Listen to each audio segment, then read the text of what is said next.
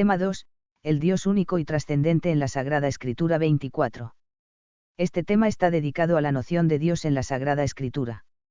La revelación de Dios en la Sagrada Escritura tiene lugar de una forma progresiva y maravillosamente coherente. Dios es, ante todo, el Dios que se ha revelado al hombre con el propósito de establecer con él una alianza. La doctrina cristiana sobre Dios no se presenta como el resultado de un hallazgo humano, sino como el resultado de la iniciativa de un Dios que se hila al encuentro del hombre. Se tratan los rasgos esenciales con que Dios se manifiesta en el Antiguo y en el Nuevo Testamento y la singularidad de la doctrina bíblica con respecto a cualquier otra enseñanza sobre Dios. 1. Singularidad de la doctrina veterotestamentaria en torno a Dios. De entre todos los pueblos de la tierra, Israel se nos presenta con personalidad única y singularísima en lo que se refiere a la cuestión de Dios, hasta el punto de que se puede afirmar que lo que da fuerza y unidad al Antiguo Testamento es la afirmación de la soberanía de Dios. Dios está siempre por encima de todas las cosas y de todos los acontecimientos, y es, además, el fundamento de toda la creación. Todo cuanto existe fuera de él, no subsiste más que por voluntad de Dios. Según el Antiguo Testamento, el pueblo de Israel debe su existencia a la libre elección divina, él es el portador de la promesa mesiánica. En este diálogo entre Dios y su pueblo Dios elige y el pueblo responde, no es el pueblo, ni siquiera en sus personajes más relevantes, el que tiene la iniciativa, sino que es Dios quien ha decidido establecer su alianza con él y la ha llevado a cabo. Por esta razón, el Antiguo Testamento se nos muestra en todo momento como una revelatio infieri, una revelación que, se está haciendo, al compás de las actuaciones divinas en la historia. Es una revelación progresiva que Dios hace de su voluntad y de sus designios, y, al hacerla, revela con ella algunos rasgos de cómo es él mismo. El hecho de que Dios tome la iniciativa de realizar una alianza con el hombre, le hace un ser universalmente cercano, entrañablemente cercano e íntimo al hombre. Y sin embargo, esta cercanía no implica ninguna pérdida de su trascendencia. Desde los primeros párrafos del libro del Génesis se destaca la distancia existente entre Dios y el mundo ha sido creado por Dios en un comienzo, en el principio, GN 1:1, Dios, en cambio, no tiene ni comienzo ni fin. Dios ni está al mismo nivel que el mundo, ni puede confundirse con él. Pero esta distinción del mundo no significa ni lejanía ni ausencia. Muy al contrario, el Dios que se revela a Israel es un Dios íntimamente relacionado con el mundo, con el hombre y con su historia. Es cercano y, al mismo tiempo, soberanamente libre, es un Dios que nunca puede ser manipulado o apresado por el hombre, ni siquiera por el pueblo elegido. Más aún, y esto es de extrema importancia, a pesar de ser el Dios de los padres, cf. Ex 3:6, nunca se le identifica con el clan o con el pueblo, sino que es el Dios de todos los hombres y de toda la creación. Conviene insistir en que la alianza constituye el horizonte en que se desarrolla toda la doctrina veterotestamentaria sobre Dios y es la clave para entenderla en sus justas proporciones. Si la Biblia habla de la creación del mundo o de la historia de los orígenes, no lo hace por curiosidad hacia el origen del mundo o el origen del hombre, sino porque tanto la creación del mundo como la historia de los orígenes de la humanidad, especialmente el comportamiento de Adán y Eva en el exordio de la historia, están relacionados con la alianza. También hasta los seres inanimados llega la bendición de los tiempos mesiánicos, cf. GN 8:22, JR 33, 20-25, cuya finalidad última es la salvación de la humanidad, comenzando por Israel. Cuando San Pablo hable de la salvación otorgada en Cristo, recogiendo esta teología, también tendrá presente a la criatura material, que gime con gemidos de parto, esperando la manifestación de los hijos de Dios, RM 8:20-22. En efecto, también ella, la criatura material, ha sido creada con vistas a Cristo, cf.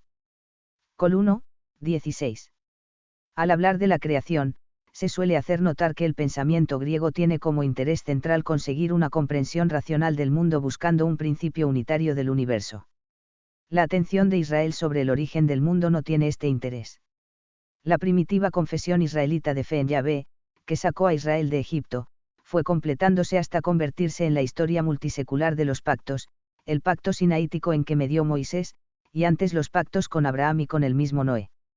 La revelación histórica activa de Yahvé, la misma revelación que había dado lugar a la alianza, se anticipó para la fe de Israel, hasta la acción divina original de la creación del mundo, la misma creación quedó así vinculada como presupuesto de los acontecimientos que reciben el nombre de alianza. Esta es la razón de que la Biblia comience con lo que podría llamarse un prólogo de 11 capítulos, Génesis 1:11, en que se narra la creación del mundo y el comienzo de la historia humana. Aparece claro ya desde esas primeras páginas que el principal dilema de la historia es la aceptación o el rechazo de Dios por parte del hombre, es decir, que el centro de la historia es la relación del hombre con Dios. Por parte de Dios, esta relación es descrita como acercamiento, llamada elección. Así se ve, por ejemplo, en la alianza con Noé, cf. GN 9, 9-17, y con Abraham, cf. GN 15, 17, y se pone especialmente de manifiesto en la alianza establecida en el Sinaí, cf. Ex 19-24. Por parte del hombre, esta relación es descrita muchas veces como el rechazo de la oferta divina y, otras veces, como el arrepentimiento y la vuelta. Pero siempre, tanto la relación de Dios con el hombre como la relación del hombre con Dios es presentada como una relación existente entre personas. La enseñanza bíblica en torno a Dios excluye además la idea, ampliamente extendida entre los pueblos vecinos de Israel, de que existe una relación natural entre el Dios nacional y sus adoradores, sea una especie de parentesco de sangre, sea una vinculación con el país, que ligue al Dios con sus habitantes. Esta radical diferencia refuerza cuanto venimos diciendo acerca de la singularidad de la enseñanza bíblica sobre Dios. Además, el hecho de que Dios se manifieste siempre como aquel que ha tomado la iniciativa de la alianza, hace que la religión de Israel lleve el sello distintivo de la elección, de la vocación. Este rasgo distingue definitivamente la religión de Israel de las religiones naturales. 2. Los nombres de Dios. Como ya se ha dicho en el tema primero, Dios trasciende todo conocimiento y, en consecuencia, trasciende toda palabra que pueda ser dicha sobre él. Desde este punto de vista, Dios está por encima de todo nombre. Pero, al mismo tiempo, Dios es un ser personal, un ser que toma la iniciativa de la alianza y a quien nos dirigimos en nuestra oración como a alguien, como a un tú. Si no se le pudiese atribuir ningún nombre, Dios se nos presentaría como una fuerza anónima e impersonal, incapaz de ser invocado con un nombre concreto. La cuestión del nombre de Dios es, pues, inseparable de la consideración de Dios como un ser personal. De ahí que, en la revelación del nombre de Dios, se manifiesta su carácter personal hasta el punto de que ha podido decirse con razón que la revelación que Dios hace de su nombre, cf. Ex 3, 14, es una especie atenuada de encarnación, M. Smaus, Teología Dogmática y, Madrid 1960, 271. En efecto, al revelar su nombre, Dios entra definitivamente en la historia humana como un ser personal al que se puede invocar. Como señala el Catecismo de la Iglesia Católica, Dios se reveló a su pueblo Israel dándole a conocer su nombre. El nombre expresa la esencia, la identidad de la persona y el sentido de la vida. Dios tiene un nombre. No es una fuerza anónima. Comunicar su nombre es darse a conocer a los otros. Es, en cierta manera, comunicarse a sí mismo haciéndose accesible, capaz de ser íntimamente conocido y de ser invocado personalmente, CEC, N203. Las cualidades que acompañan el nombre de Dios muestran hasta qué punto, en el pensamiento bíblico, el nombre se identifica con Dios mismo. Baste recordar estas afirmaciones: el nombre de Dios es santo, Sal 111, 9, grande y terrible, ML 1, 11 y 14, incomunicable, es decir, no conviene a ningún otro, sino solamente a Dios, SB 14, 21. El nombre de Dios es poderoso, es el nombre de Dios como hablan los profetas, cf. DT 18, 19, Yas 9, 9, MT 7, 22, LC 24, 47. Incluso nuestro Señor Jesucristo no habla más que en nombre de su Padre, cf. YN 5, 43, 10, 25. El nombre propio del Dios de Israel es el de Yahvé, aunque hay otras formas complementarias de designarle. Entre estas se encuentran el Shaddai, Dios omnipotente, GN 17, 1, 28, 3, Ex 6, 3, el Elian, Dios altísimo, GN 14, 18-22, Adonai, Señor, JDT, 16, 16. El Antiguo Testamento utiliza también el término Elohim para designar a Dios. Es un nombre que se encuentra aplicado tanto al Dios verdadero como a los dioses falsos, pero casi siempre se utiliza para designar al Dios verdadero y en este caso viene precisado de diversas formas, con un artículo, Yahvé es el verdadero Elohim, Diti 4, 35, o con un complemento, el Elohim de Abraham, GN 24, 24.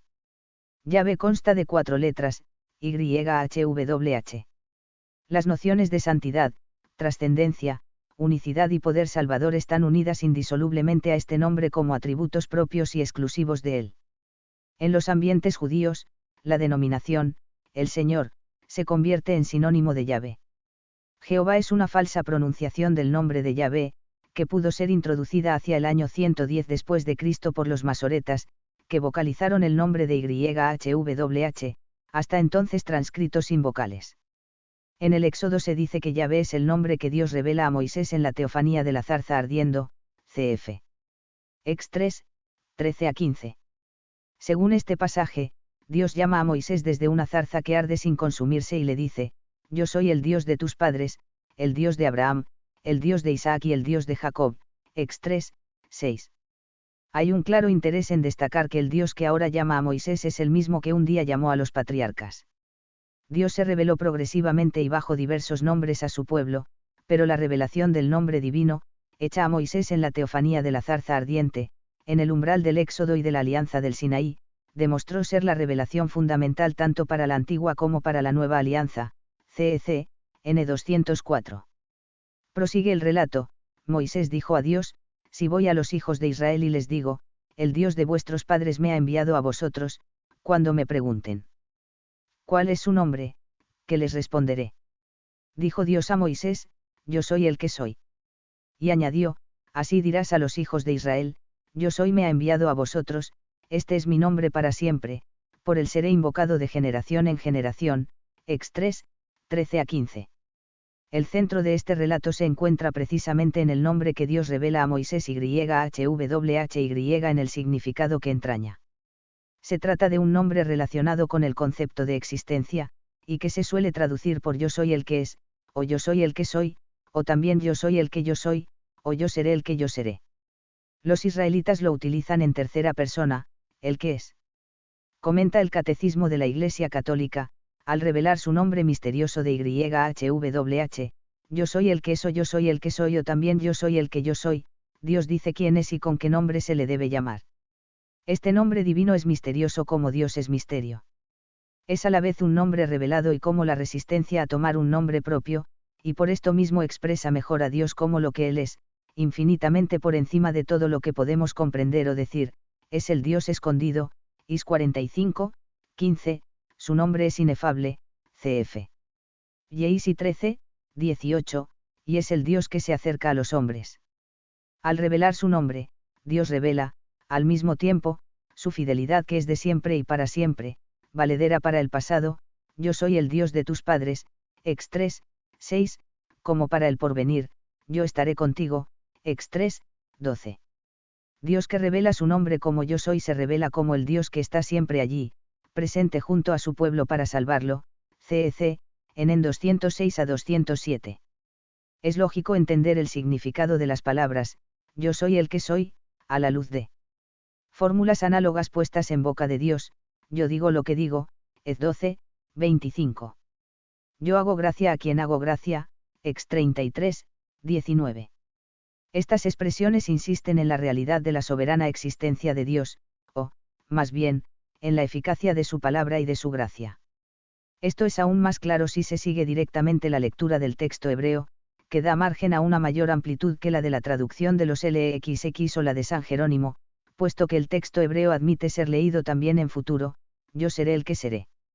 La fórmula, yo soy el que soy, expresa, pues, una existencia que se manifiesta activamente, un ser eficaz. Él puede enviar a una misión arriesgada, porque su poder acompaña al que envía.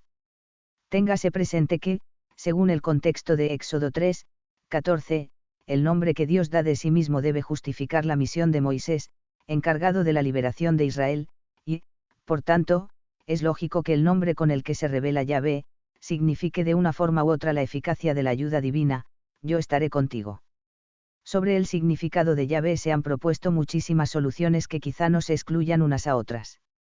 Las más importantes son las siguientes. A. Dios en este episodio contesta con una evasiva, para evitar que aquellos antiguos, contagiados de ritos mágicos, pensaran que conociendo el sentido del nombre tuvieran poder sobre la divinidad. Según esta hipótesis, soy el que soy, equivaldría a, soy el que no podéis conocer, el innombrable. Esta solución subraya la trascendencia de Dios. B. Dios manifestó más bien su propia naturaleza de ser subsistente. Soy el que soy, significa el que es por sí mismo, el ser absoluto. El nombre divino indica al que es por esencia, a aquel cuya esencia es ser. Dios dice que Él es y con qué nombre se le ha de llamar. Dicha explicación aparece frecuentemente en la interpretación cristiana. C. Basándose en que Yahvé es una forma causativa del antiguo verbo hwh, ser, Dios se mostraría como, el que hace ser, el creador. No tanto en su sentido más amplio, como creador del universo, sino sobre todo, en concreto, el que da el ser al pueblo y está siempre con él. Así pues, Dios se manifiesta a Moisés como una realidad viviente que está por encima del tiempo. El yo soy de Éxodo 3, 14 significa que Yahvé es el Dios del pasado, de los padres, del presente, de su pueblo, y del futuro, es aquel que se manifestará. El Dios que se revela a Moisés es un Dios que entra en contacto con los hombres y manifiesta su ser y su existencia a través de las vicisitudes de la historia humana.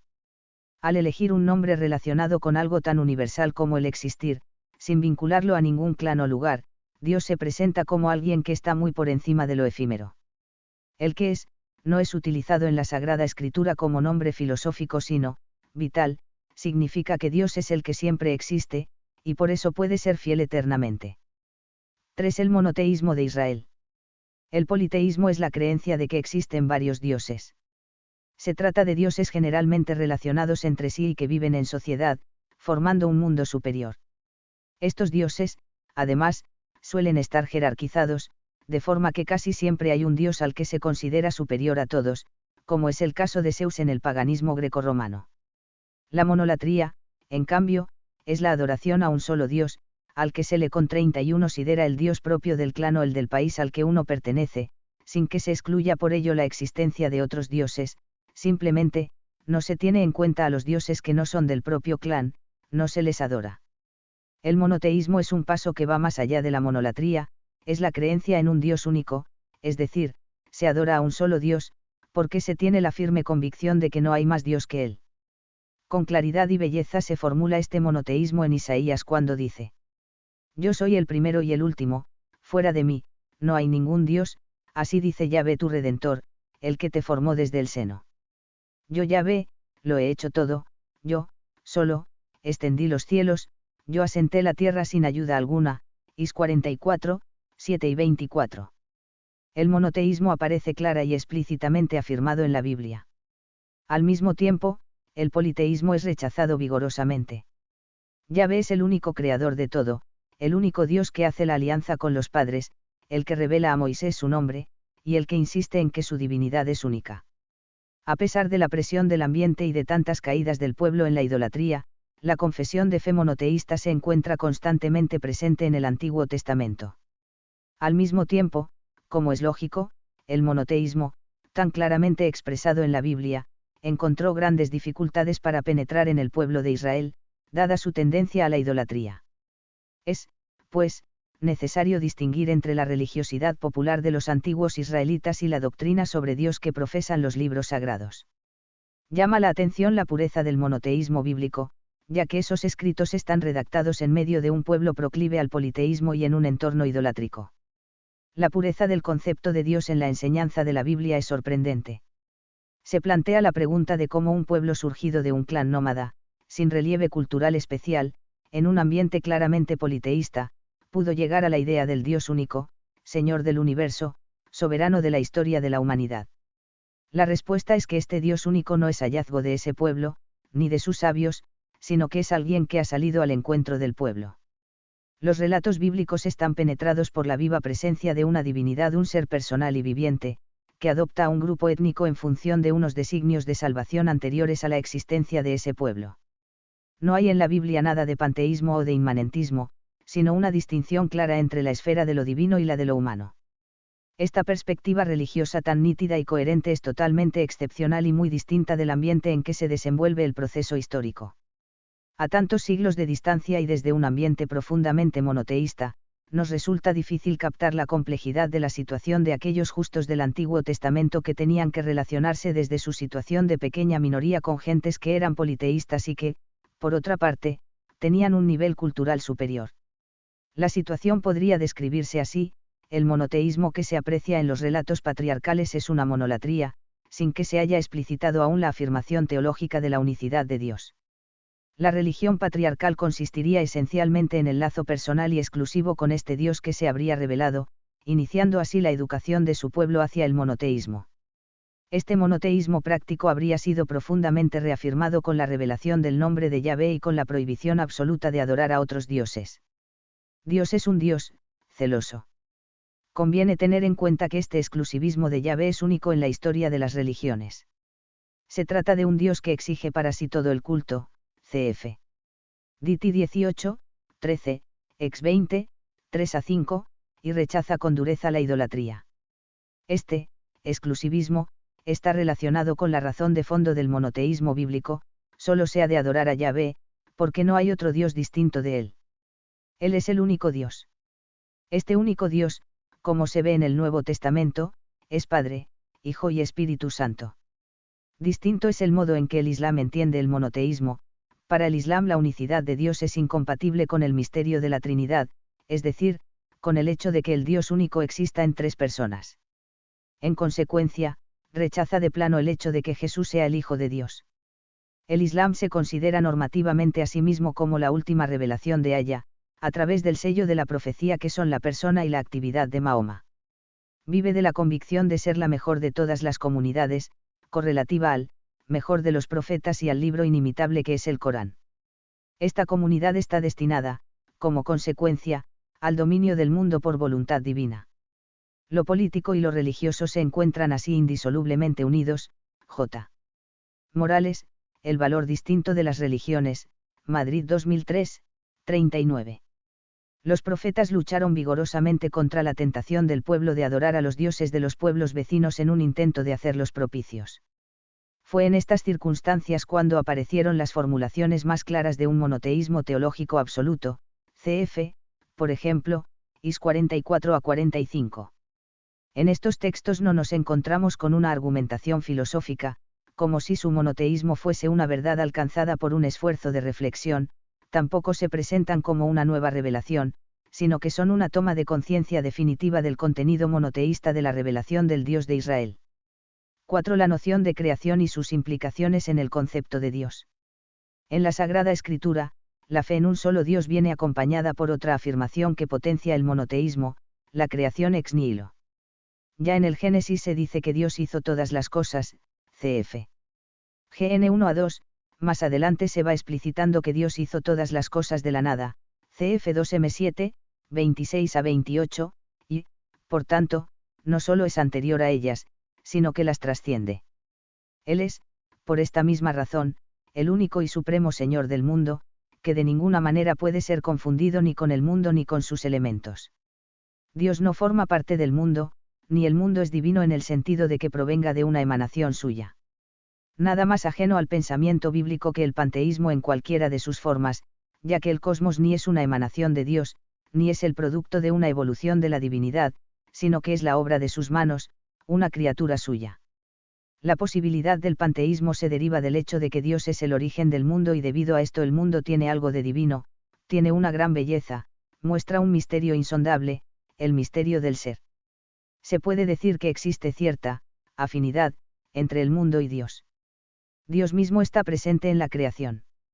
El pensador panteísta percibe con toda viveza la profundidad luminosa del cosmos, pero, precisamente por no haber conocido el hecho de la creación ex nihilo, confunde a Dios con la realidad del mundo o con sus elementos.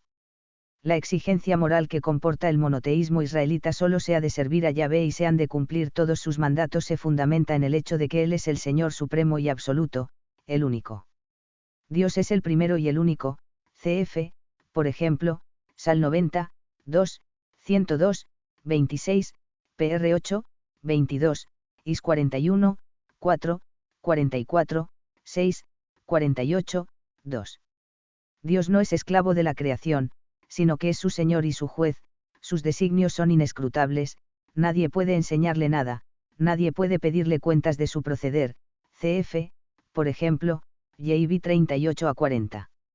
El hecho de estar por encima de todas las cosas en cuanto creador es lo que explica que Dios se encuentre totalmente cercano, sin que esta cercanía disminuya en nada su trascendencia.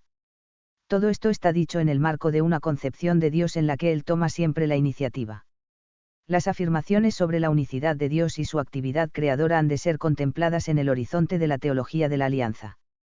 Si la teología de la creación tiene cabida en el Antiguo Testamento es precisamente porque ella forma parte de la alianza en cuanto que es su exordio, es justo afirmar que la creación del mundo es ya una prefiguración de esta alianza y que la alianza es el fin de la creación del mundo tiene lugar como un acontecimiento previo e imprescindible para la alianza. 5. El conocimiento natural de Dios. Dios es en la Biblia la realidad suprema y total, la primera y suma certeza a la que está subordinada toda la visión del mundo. Dios es el infinito de quien el israelita sabe que existe, que vive y que obra, porque interviene en su historia.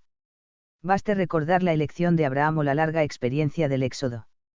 Esta es la razón de que los escritores sagrados no se preocupen de demostrar la existencia de Dios, ellos consideran que la realidad de Dios se impone por sí misma, pues se manifiesta con frecuencia en su intervención en el acontecer histórico. Para los escritores sagrados, esta manifestación es el más seguro de los hechos. También el mundo les resultaba un obvio lugar de encuentro con Dios, como si las cosas fuesen transparentes para mostrar el fundamento Dios del que reciben el ser. Según la Biblia, el fuego y el granizo, la nieve y la niebla, el viento, las montañas y las colinas, todas las criaturas hablan de Dios, todas le alaban y ensalzan. La existencia de Dios nunca aparece puesta en tela de juicio. La afirmación de Dios tampoco es presentada como el resultado de una demostración filosófica. En la Sagrada Escritura, la existencia de Dios se manifiesta con tal nitidez que se la concibe como el hecho fundamental cuya negación ni siquiera parece concebible.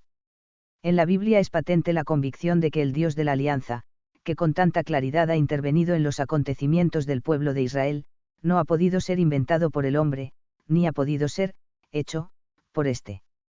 Los ídolos sí que han sido hechos a su medida por los hombres. En la historia judía, la tentación permanente no es el ateísmo, sino la idolatría. La tentación del pueblo no es dejar de creer en Dios, sino vivir como si Él no existiera. Cuando la Biblia habla de conocer a Dios se está refiriendo casi siempre a reconocerlo, como suprema norma de vida, sometiéndose a sus exigencias, cf. Diti 11, 2 a 8, Is 41, 20, Os 11, 3, y, por supuesto, a reconocerlo como el Dios único, con exclusión de cualquier ídolo, cf. Is 43, 10, 44, 8, 45, 5 a 6, SB 13, 1 a 9. A través de los profetas, Dios exige paladinamente ser reconocido como el único Dios, no reconocerás a otro Dios fuera de mí, Os 13, 4, cf. Sal 9, 11, lo mismo que ya se exigía en el Decálogo, cf. Ex 20, 1 a 2. En todos estos lugares de la Sagrada Escritura, reconocer a Dios no es otra cosa que honrarlo con una conducta de obediencia a su voluntad. No se puede considerar el acto cognoscitivo e intelectual de aceptar la existencia de Dios separándolo de sus consecuencias morales. Así se dice de los hijos de Elí, perversos en su conducta, no conocían a Yahvé, 1 siglo II, 12, es decir, no reconocían sus derechos inalienables en los sacrificios y ofrendas que se presentaban en el santuario de Silo. Jeremías declarará más tarde acerca de los sacerdotes desaprensivos, los depositarios de la ley me desconocieron, Yehíar 2, 8. Paralelamente al hecho de dar por supuesta la existencia de Dios, la Sagrada Escritura llama la atención sobre la responsabilidad del hombre en la aceptación o rechazo de Yahvé, es decir, en su reconocimiento. Cuando en los Salmos 13, 1 y 52, uno se presenta al insensato diciendo que Dios no existe, de lo que se está hablando no es de ateos, en el sentido moderno de la expresión, sino de hombres corrompidos que no buscan a Dios, y actúan como si Él no existiese, pensando que Él no se ocupa de la justicia en la tierra, que no ve cómo oprimen al huérfano y a la viuda. Se les llama ateos, pues actúan con un ateísmo práctico. Cuando el salmista pone en boca del impío la frase despectiva, no hay Dios, Sal 13, 1, no está pensando en un ateísmo teórico, sino en un ateísmo ético, en un ateísmo práctico, se está refiriendo a la actitud de aquellos que quieren conducirse en la vida como si Dios no se preocupara de las acciones humanas, no hace bien ni mal, Saaf 1, 12, ni castigase la impiedad. 5.1. El conocimiento natural de Dios en Sabiduría 13, 1 a 9. Ya se ha dicho repetidas veces que el Antiguo Testamento habla de la existencia de Dios como de un hecho que se impone por sí mismo y que no tiene necesidad de ser demostrado. Esta es la razón de que en ningún momento aparezca un elenco de pruebas de la existencia de Dios. Solo el libro de la Sabiduría, al polemizar en ambiente griego contra la idolatría, presenta una prueba de la existencia de Dios creador y, al hacerlo, formula detenidamente y en forma refleja lo que es convicción constante de todo el Antiguo Testamento, que Dios es accesible al hombre y que éste puede y debe reconocerle en la estructura misma de este mundo. La belleza y armonía de lo creado es una llamada al reconocimiento de Dios dirigida a todos los hombres, especialmente a los más sabios, a los que mejor conocen el mundo. La Sagrada Escritura describe las maravillas realizadas por Dios en la naturaleza, cf., por ejemplo, Sal 19, 8, 1 a 7, 104, JB 38, Is 40, 25 a 31, no tanto para probar la existencia de Dios, como para alabarle, Sal 8, 19, 8 a 10, 104, y para exhortar a la confianza en su poder, cf., por ejemplo, Is 40, 27 a 31. Esto es así porque se da por supuesto que el hombre encuentra en el mundo un camino expedito para conocer a Dios. El libro de la Sabiduría, al recoger este convencimiento y contemplar desde él la idolatría, ofrece un pasaje explícito y decisivo sobre la posibilidad del conocimiento natural de Dios. He aquí el texto de Sabiduría.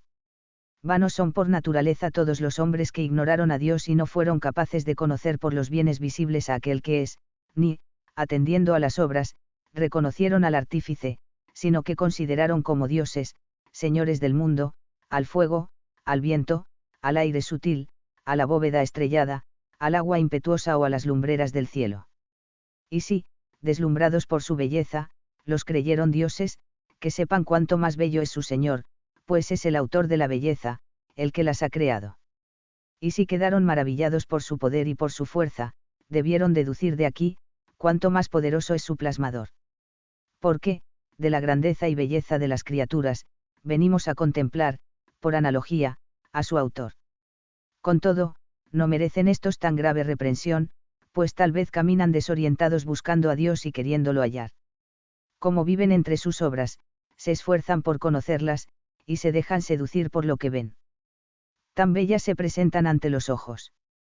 Pero, por otra parte, tampoco son estos excusables, pues si llegaron a adquirir tanta ciencia que les capacitó para indagar el universo, como no llegaron primero a descubrir a su Señor. SB 13, 1 a 9. Son varias las ideas importantes de este texto. El libro de la Sabiduría califica de vanos a aquellos hombres que no fueron capaces de reconocer al verdadero Dios a través de las cosas visibles, sino que llamaron dioses a las fuerzas de la naturaleza. No se está quejando, pues, de que esos hombres no hayan llegado a conocer la existencia de Dios, sino de que, al hacerlo, se hayan equivocado por no haber sabido trascender las perfecciones que contemplaban. El arquitecto trasciende la casa que ha construido. En este pasaje, se otorga auténtico valor al itinerario mental que lleva de la admiración de las cosas al descubrimiento de la existencia de Dios y a captar algo de su naturaleza trascendiendo las cosas conocidas. El autor del libro de la Sabiduría, que aplica intencionadamente a Dios el título de arquitecto del universo, quiere afirmar que el Dios al que llegan los filósofos es el mismo que el Dios de la Biblia. Observemos que el autor de la Sabiduría otorga al Dios de la revelación, a Yahvé, 37. Que se había aparecido a Moisés en la zarza ardiendo, el título no bíblico que los filósofos daban a aquel cuya existencia postulaban a partir de la observación del cosmos, es decir, el título de arquitecto, artesano, Joutecnites, cf. SB 13, 1c. Dios es Yahvé, es el hacedor del mundo. En principio, pues, el autor de la sabiduría, rehusaría tomar como suya la frase de Blas Pascal, Dios de Abraham, de Isaac y de Jacob, no el Dios de los filósofos y los sabios. Dicho de otra forma, el Dios al que debe llegar la filosofía según lo pide el camino, del raciocinio, no es otro Dios que el de la fe.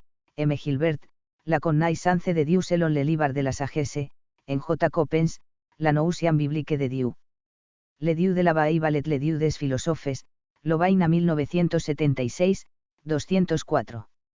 Si él critica a los filósofos no es por su caminar intelectual, sino porque este caminar, que les ha llevado a descubrir la existencia de Dios, debiera haberlos llevado un poco más allá, debiera haberlos llevado a descubrir algo de la verdadera naturaleza de Dios. Sobre todo, debiera haberlos llevado a descubrir a un Dios superior al mundo en vez de confundirlo con las fuerzas elementales del mundo, divinizándolas. Por otra parte, y esto tiene una importancia de primer orden, este pasaje presenta el camino analógico como una vía de acceso, segura y universal, a lo divino. Es la primera vez que esta expresión aparece en la Sagrada Escritura y constituye la clave en que se apoya el razonamiento de todo el pasaje.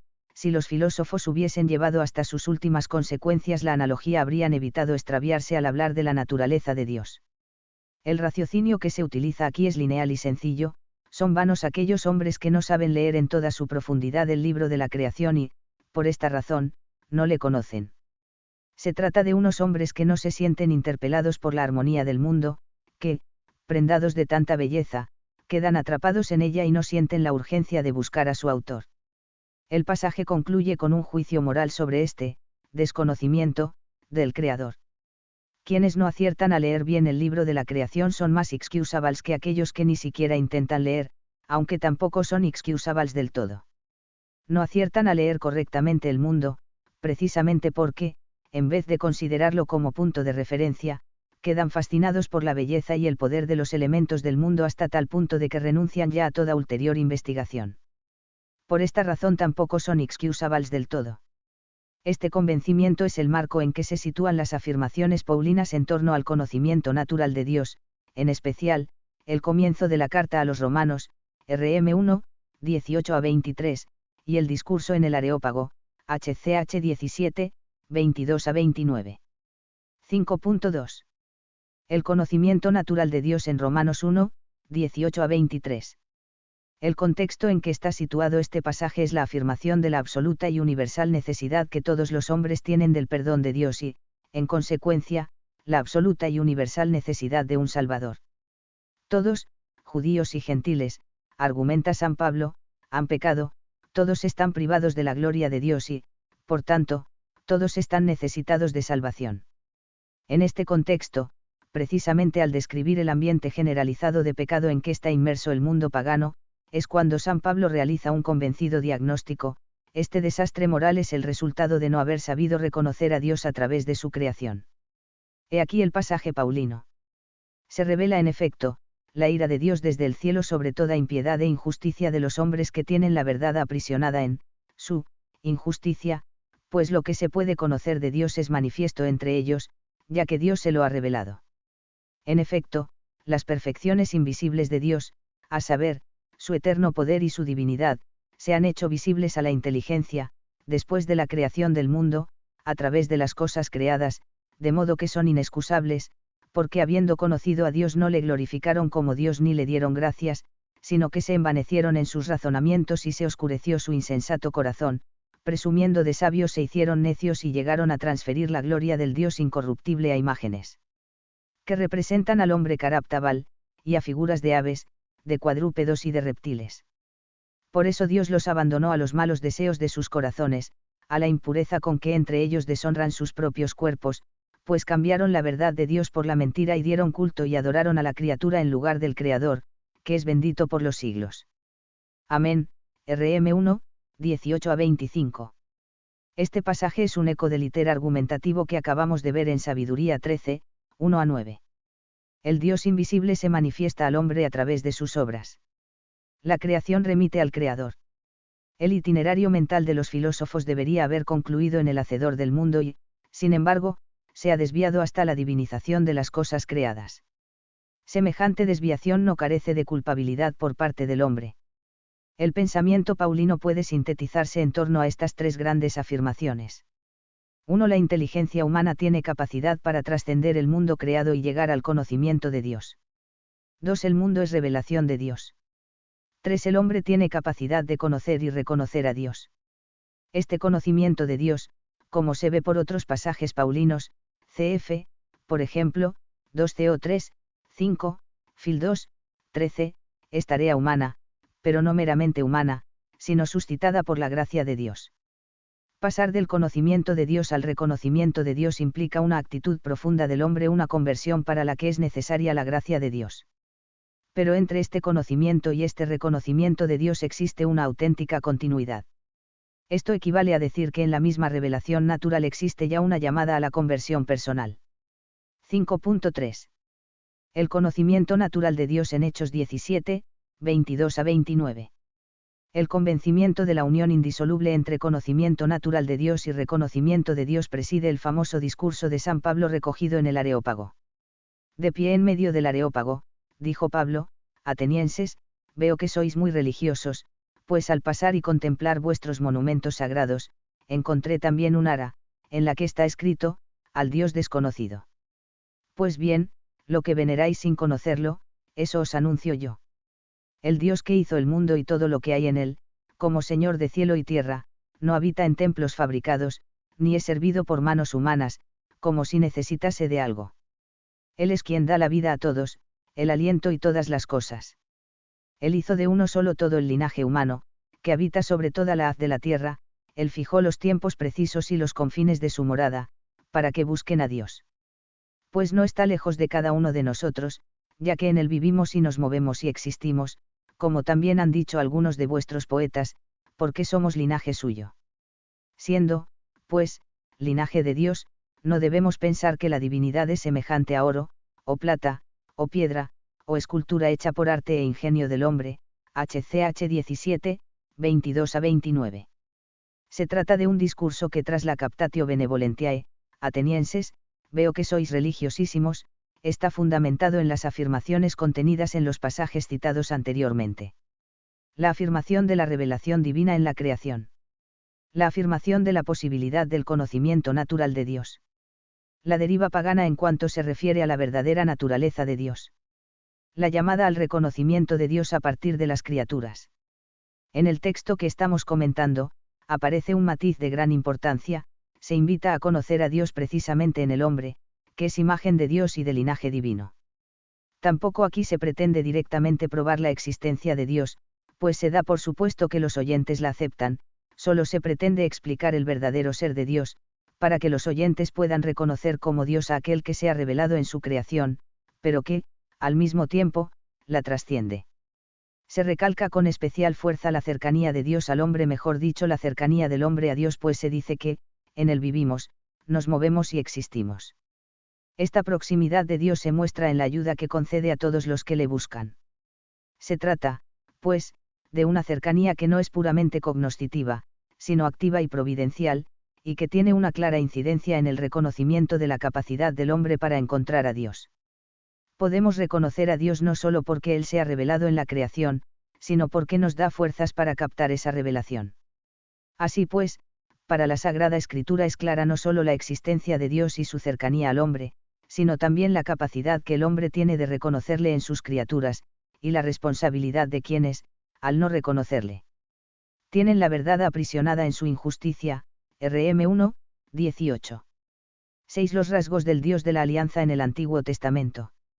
Si Dios existe y es un ser personal, necesariamente según nuestro modo de entender y de hablar ha de poseer unas características propias que le distingan de los demás seres. En la Sagrada Escritura se ofrecen algunos rasgos de cómo es Dios, rasgos que le hacen distinto de todo lo creado. Sin embargo, no se encuentra en ella ni una enumeración sistemática de estas características, atributos o perfecciones divinas, ni estos atributos se presentan como el resultado de una deducción personal.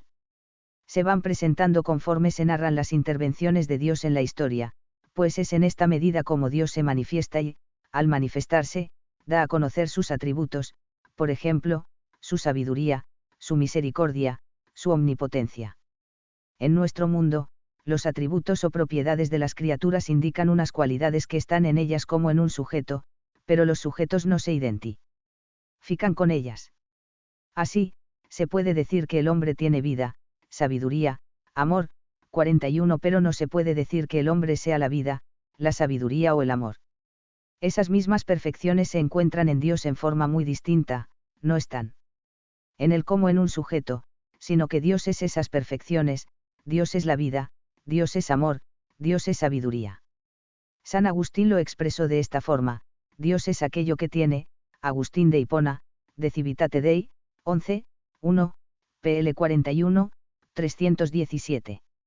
Así que estas propiedades o atributos divinos de que habla la Sagrada Escritura son realmente idénticos a la esencia divina. Dios no solo es bueno, sino que es la bondad, y, dada la simplicidad de Dios, también son idénticos entre sí.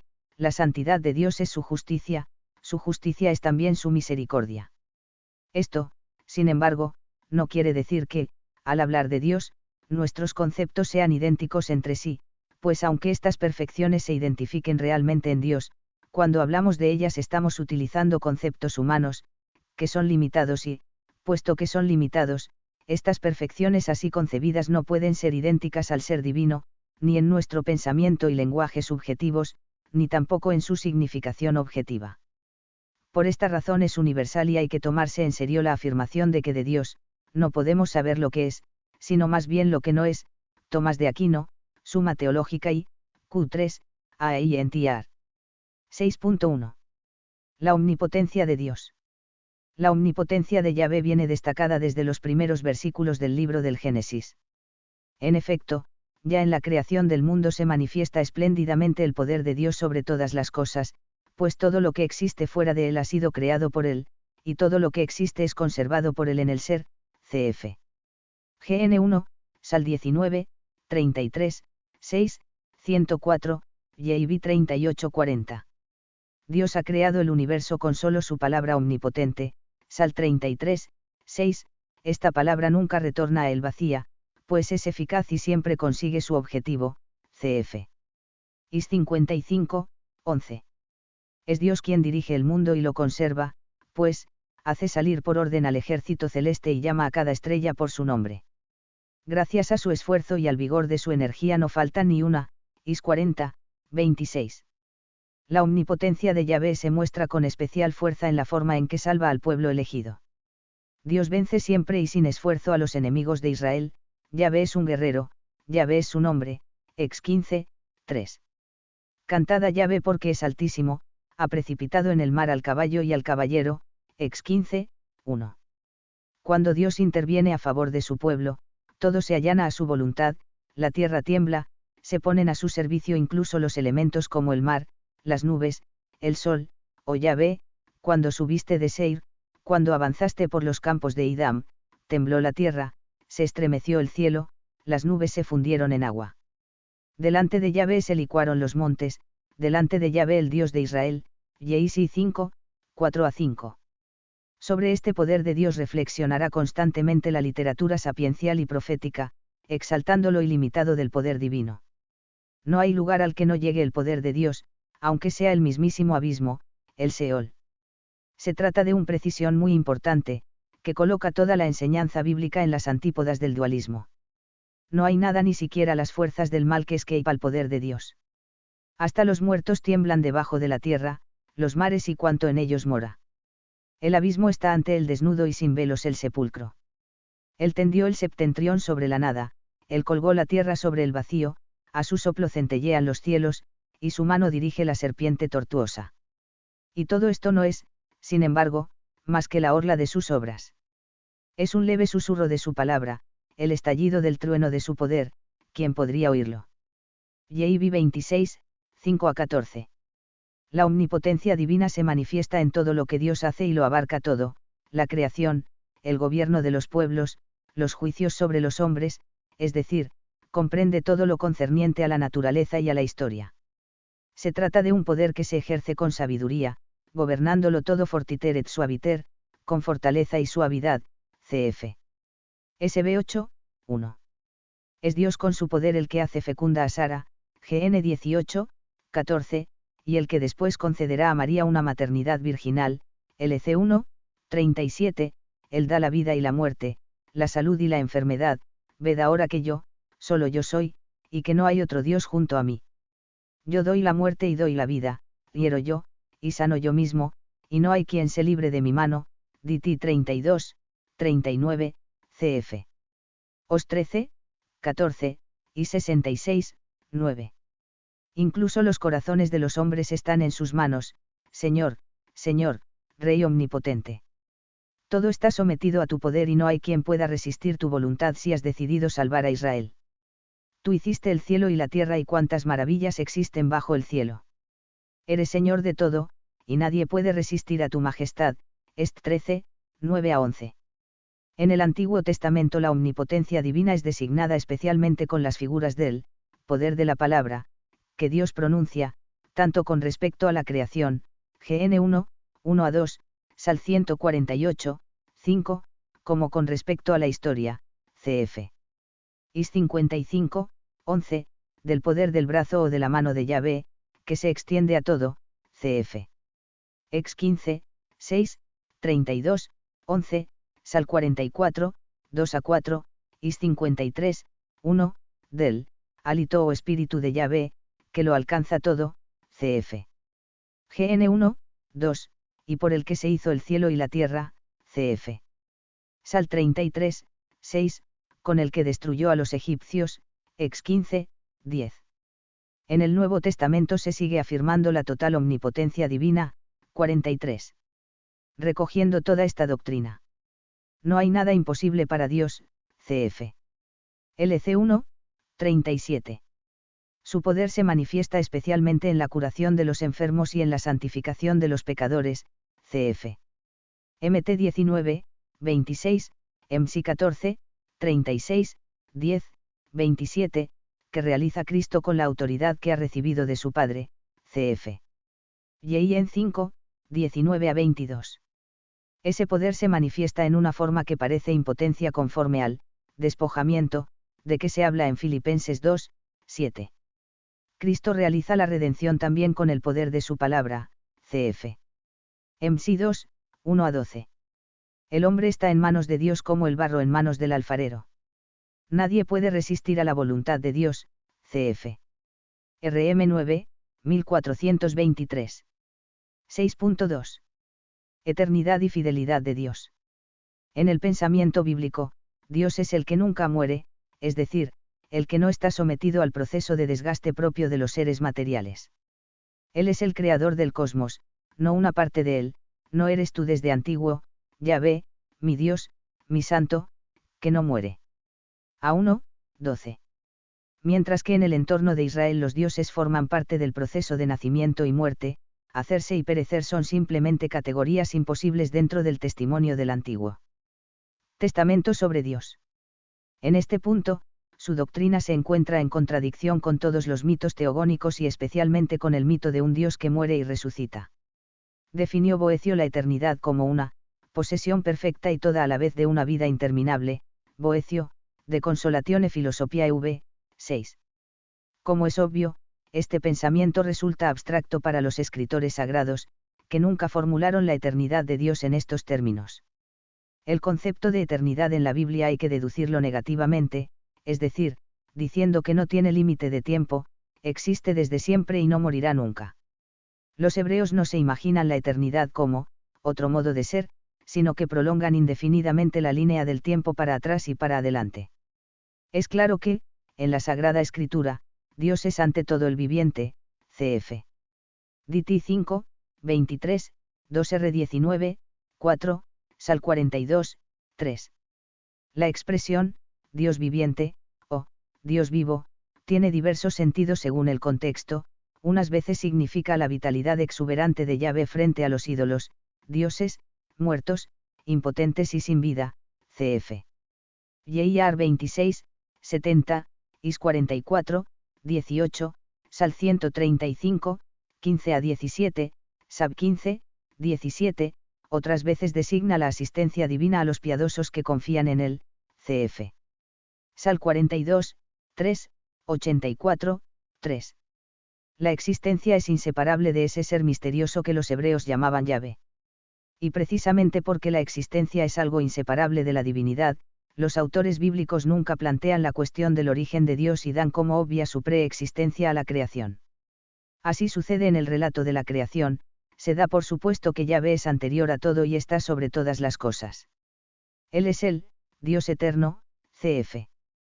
GN 21, 33, para el cual no cuenta el tiempo, antes de que fuesen los montes y naciesen la tierra y el orbe, eres tú desde la eternidad hasta la eternidad, 1000 años son a tus ojos como el día de ayer, que ya pasó, como una vigilia de la noche, Sal 90, 2-4.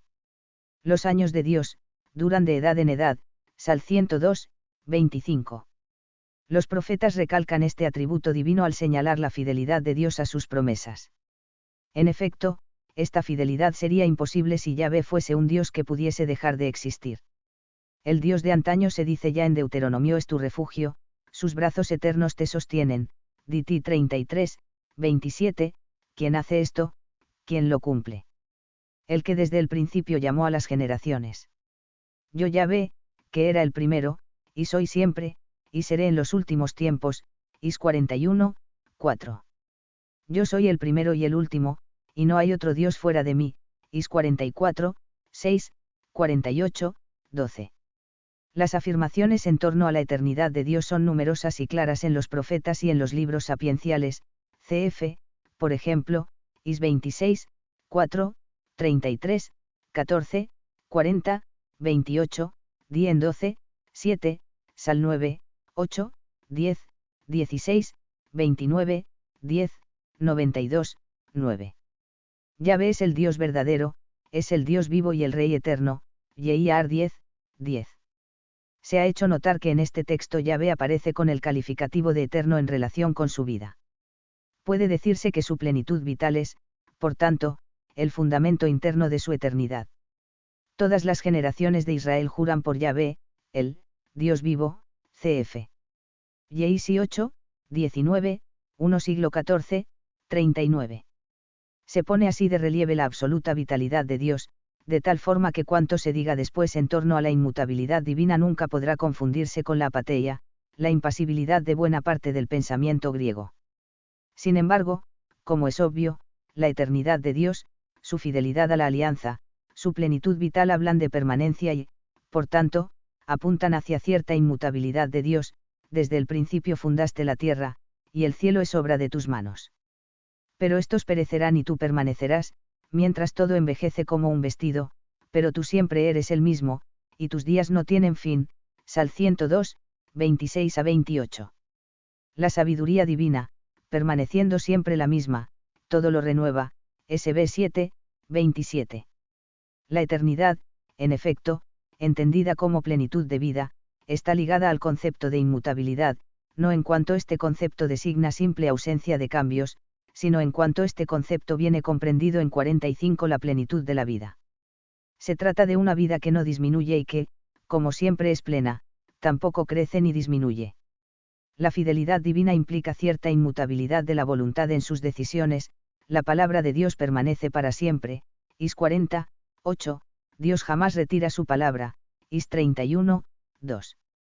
Pasarán los cielos como humo, se envejecerá la tierra como un vestido, y morirán como mosquitos sus habitantes. Pero mi salvación durará por la eternidad, y mi justicia no tendrá fin, Is 51, 6. Estos textos y muchos otros parecidos, que más tarde los teólogos aplicarán a la inmutabilidad de la voluntad divina, coexisten en el Antiguo Testamento con otros en los que se atribuyen a Dios arrepentimiento y cambios de actitud. Así, por ejemplo, ante las oraciones de Moisés, Yahvé cambia su decisión de exterminar al pueblo de Israel como castigo por la adoración al becerro de oro, cf. Ex 32, 10-14. Esto sucede con frecuencia ante el arrepentimiento humano, como se ve en el libro de Jonás. Dios se arrepiente de la decisión de castigar, cf., por ejemplo, Am 7, 3-6, Os 11, 8-9. Se trata de textos en los que se quiere destacar la infinita misericordia de Yahvé y el poder de la oración y de la intercesión sobre el corazón de Dios. Los hebreos, íntimamente convencidos de la eficacia de la oración y de la misericordia divina, ni siquiera se han planteado el conciliar estas verdades de experiencia con la inmutabilidad divina. Estos antropomorfismos, Dios es presentado en forma humana, y antropopatismos, reaccionando como los humanos, al describir sentimientos de amor y de ira en Dios, resultan un modo de hablar apropiado, aun dentro de su estilo naivo, quizás precisamente por eso, para mostrar a Dios como un ser personal que dialoga con el hombre y reacciona, según el comportamiento del hombre. En cualquier caso, esos textos deben ser leídos con la misma veneración que aquellos otros en los que se habla de la inmutabilidad de la voluntad de Dios. No es Dios hombre, para que mienta, ni hijo de hombre para arrepentirse, en 23, 19. 6.3. Omnipresencia e inmensidad de Dios. La omnipotencia divina viene acompañada en la Sagrada Escritura por otros atributos sin los cuales esa omnipotencia no podría ser ni verdadera ni total: la omnisciencia, es decir, el conocimiento de todas las cosas; la inmensidad, es decir, la inabarcabilidad; y la omnipresencia de Dios. En efecto, solo quien lo conoce todo, quien está en todas partes y no puede ser circunscrito por nada, tiene de hecho el poder sobre todas las cosas.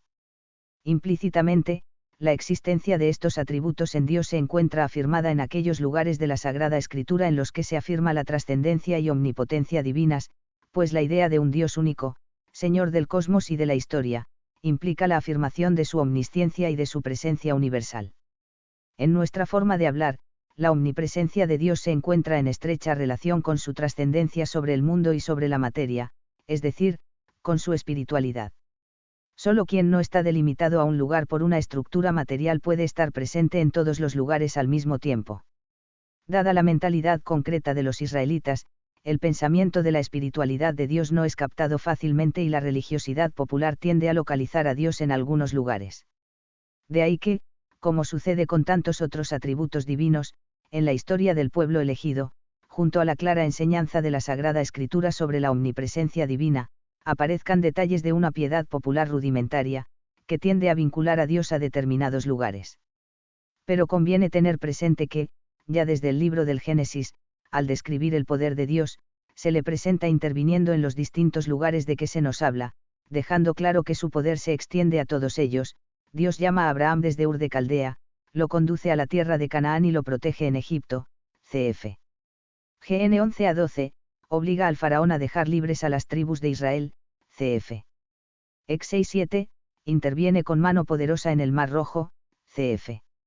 Ex 15, 1 a 2, acompaña al pueblo por la larga travesía del desierto. Así pues, desde las primeras manifestaciones de la Sagrada Escritura, Yahvé aparece como un Dios que no está exclusivamente ligado a un lugar concreto, sino que, aún especialmente presente en algunos lugares, por ejemplo, en Siquelm, cf. GN 12, 6, en Barseba, cf. GN 21, 33, o en Hebrón, cf. GN 18, 1, no está constreñido por ningún lugar, aunque sea un lugar sagrado, sino que se encuentra por encima de todos. El Templo de Jerusalén aparece como el lugar por excelencia de la presencia de Dios. Yahvé tiene su residencia en Sión, su monte santo, cf. Sal 46, 5, Am 1, 2, Is 2, 2, 11, 9, 48, 2, en el Templo de Jerusalén, cf. Is 2, 3, 64, 10, Yeyar 7, 10. Y al mismo tiempo, en textos pertenecientes a la misma época, se recalca la presencia de Dios en el cielo, cf.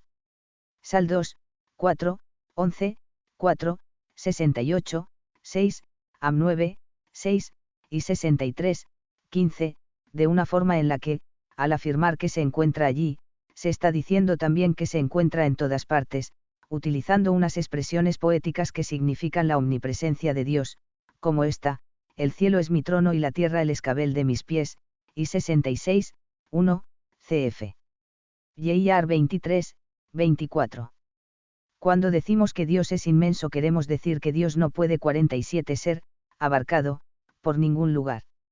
La inmensidad de Dios aparece afirmada explícitamente en numerosos pasajes de la Sagrada Escritura, por ejemplo, en la plegaria de Salomón en la inauguración del Templo de Jerusalén. He aquí que ni la tierra ni los cielos de los cielos pueden conteneros, cuanto menos esta casa que yo he construido. 1R8, 27. Los cielos y la tierra están llenos de la gloria de Dios, cf. Y 6, 3, Dios es quien llena cielos y tierra, cf. Yeiar 23, 24, Dios es más alto que los cielos, más profundo que el Seol, más extenso que la tierra, más ancho que el mar, cf. Yeibi 11, 9-10.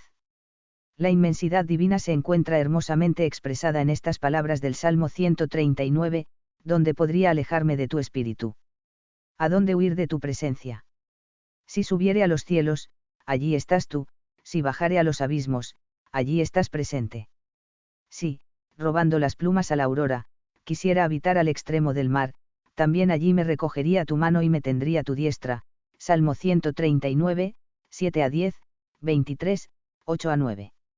Nuestro Señor, en el diálogo con la samaritana, contesta a su pregunta sobre dónde se debe adorar a Dios recordándole esta doctrina ya conocida en Israel: a Dios se le ha de adorar en todo lugar, cf. Yeíen 4, 20-24. Como se ve por los textos citados, esta presencia de Dios no es un mero estar, sino la presencia activa propia de un ser personal, que conoce, que ama, que interviene. 6.4. Dios lo sabe todo. Dios conoce lo pasado, lo presente, lo futuro. Conoce a los seres que han salido de su mano hasta en su intimidad más profunda. En la Sagrada Escritura, la afirmación de la omnisciencia divina es aún más explícita que la afirmación de la omnipresencia. Desde los textos más antiguos se enseña que Dios conoce el futuro, cf., por ejemplo, GN 25, 22, Ex 18, 15, Enem 27, 21, Yas 9, 14, Yeisi 1, 1, 18, 5, 1S9, 9, 10, 22. Dios conoce lo que sucede en todas partes, los ojos de Yahvé están en todo lugar, observando a los malos y a los buenos, PR 15, 3. Yahvé no ignora nada de cuanto ocurre en la tierra, cf. Yeibi 28, 2, ZA 4, 10. Los ojos de Yahvé penetran hasta en el Seol, cf. PR 15, 11, Yeibi 26, 6, y en los corazones de los hombres, cf. PR 15, 11, Sal 11, 4, 33, 15. Dios conoce los pensamientos humanos, cf. Sal 84, 1-2, las secretas intenciones, cf. Sal 139, 1-4, y los planes secretos, cf. Sal 44, 22, 139, 2. El conocimiento de Dios penetra hasta los riñones y el corazón del hombre, cf. Yeiar 11, 20, 17, 10. Como sucedía con la omnipresencia, también la omnisciencia divina se encuentra expresada en la Biblia en estrecha relación con el hecho de que Dios es el creador de todo, el que formó su corazón escruta todo su obrar, Sal 33, 1-5. Por eso se reza en el Salmo: tú has formado mis riñones, tú me tejiste en el seno de mi madre, del todo conoces mi alma. Mis huesos no te eran ocultos cuando fui modelado en secreto, ya vieron tus ojos mis obras, que están escritas todas en tu libro. Estaban mis días determinados cuando aún no existía ninguno de ellos, Sal 139, 13-16. Y Dios dice a Jeremías en el episodio de su vocación: ya antes de haberte formado yo en el seno materno yo te conocía, Yeiar 1, 5. Especial énfasis se pone en la afirmación de que Dios conoce desde siempre todos los acontecimientos futuros, tanto los de los hombres en singular, cf. Sal 139, 15-16, como los de los pueblos, cf. Am 3, 7, Is 5, 19, 14, 26, 19, 17. De hecho, el carisma profético se fundamenta en este conocimiento divino del futuro. El profeta conoce esos acontecimientos porque Dios se los ha hecho ver. ¿Quién predijo estas cosas desde hace mucho tiempo? ¿Quién desde mucho tiempo antes las anunció? No soy yo Yahvé, el único, y nadie más que yo.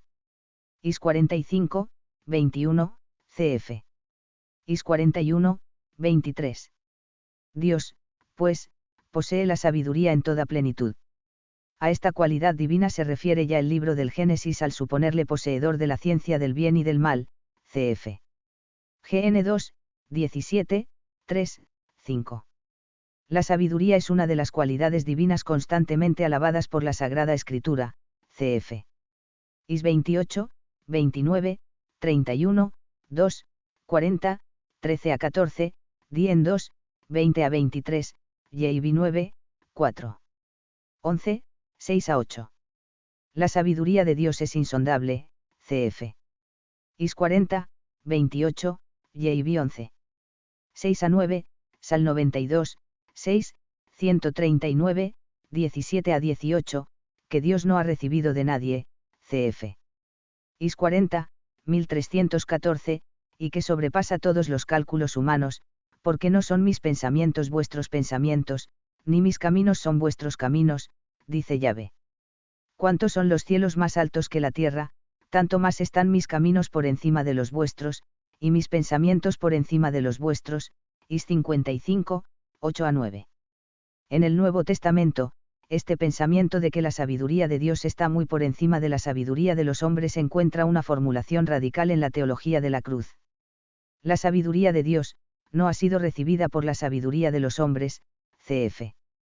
RM 1, 21 a 23, por esta razón la sabiduría de los hombres ha sido rechazada por Dios, y la sabiduría divina se manifiesta ahora en la cruz de Cristo de un modo claro e inefable, es locura para los griegos, escándalo para los judíos, pero es poder y salvación para el que cree, cf 1 CO1, 2, 3, 19 a 20, 2 CO1, 12, cf.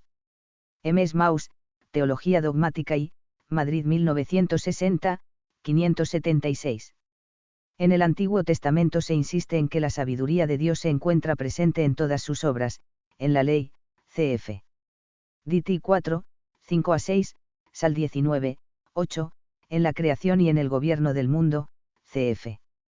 GN 1, 10, 1, 31, JB 36 37, Sal 8, PR 3, 19 a 20, 22, 31, SB 7, 22 a 27.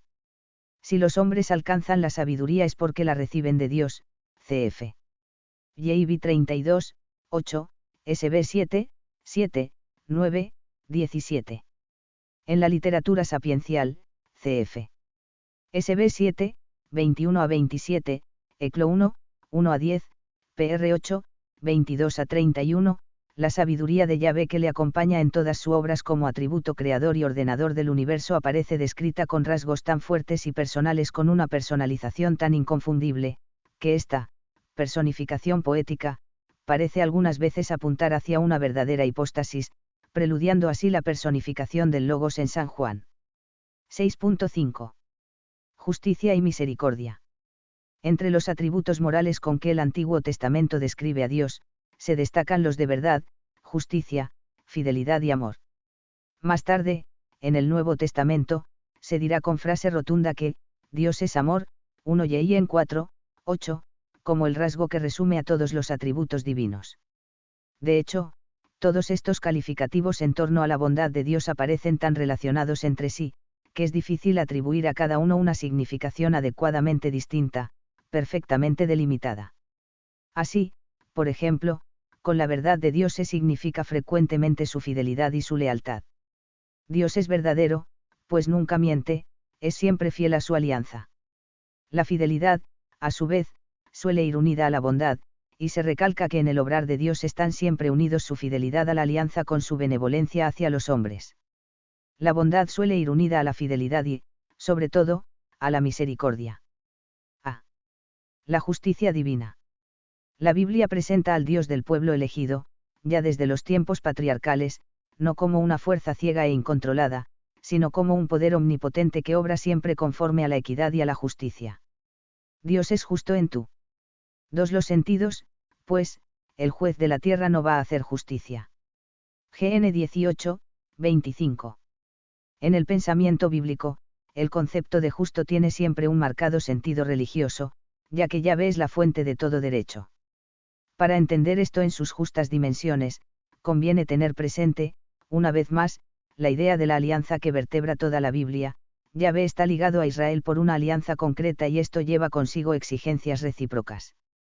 Por ser el justo, el que siempre respeta la alianza, el que siempre es veraz y fiel, Yahvé es quien señala dónde está la línea de lo justo y de lo injusto. La voluntad divina es la regla suprema, pues se halla en concordancia con los atributos de justicia y misericordia. Yahvé es el Dios de Israel, que, ligado, por la alianza, hace justicia a Israel de sus enemigos y establece también la justicia entre los miembros del pueblo de Israel. Por eso los israelitas conciben sus victorias sobre los enemigos como actos de justicia de Dios, cf. 1 siglo XII, 7, Mi 6, 5, 2 siglo XVIII, 31. Y, al mismo tiempo, conciben a Dios como vengador de todos los que son oprimidos dentro del mismo pueblo de Israel, cf. Os 2, 21, 10, 12. Frente a toda injusticia, Dios es el valedor de los débiles, de los pobres, cf. Sal 139, 13, de los huérfanos y de las viudas, cf.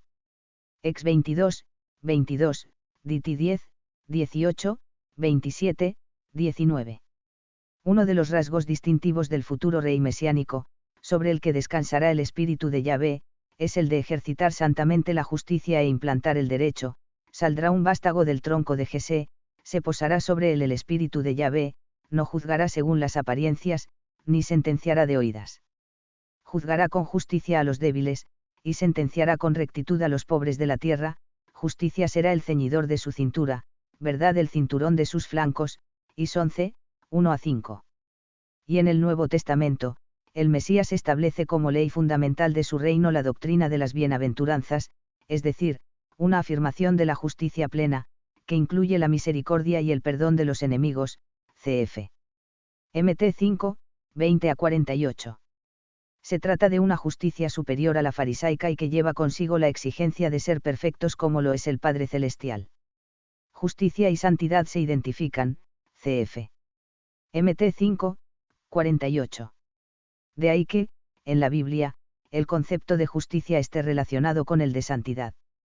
De ahí también que, en el Nuevo Testamento, el término, justicia, sea, a la vez, un atributo divino y un don que Dios hace a los hombres, una gracia que hace en Cristo a quienes tienen fe en Él, pero ahora, independientemente de la ley, la justicia de Dios se ha manifestado, atestiguada por la ley y los profetas, justicia de Dios por la fe en Jesucristo, para todos los que creen, pues no hay diferencia alguna, todos pecaron y están privados de la gloria de Dios, y son justificados por el don de su gracia, RM 3, 21-24, CF también 1 CO 1, 30, 2 CO 5, 21.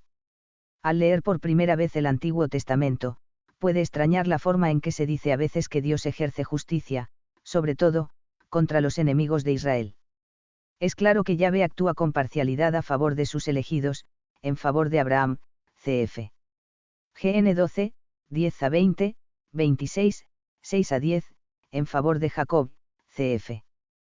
GN 27, en favor de las tribus israelitas que despojaron a los egipcios, cf. Ex 3, 21-22, 12, 35, y ordena la destrucción total de los cananeos, cf.